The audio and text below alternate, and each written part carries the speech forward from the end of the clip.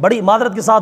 के साथ मेरी ज़िंदगी में जितने भी हुक्मरान आए या मैंने अपने होश के अंदर जितने भी हुक्मरान देखे, किसी के दिल के अंदर एक रत्ती भी अल्लाह के दीन का दर्द नहीं है।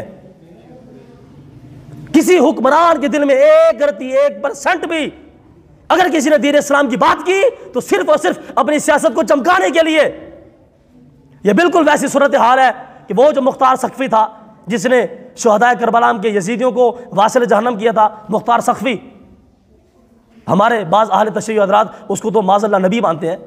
वो जिसने जी वो अहले बैत किराम के दुश्मनों का इंतकाम लिया था। भाई इंतकाम लेना बड़ी बात है,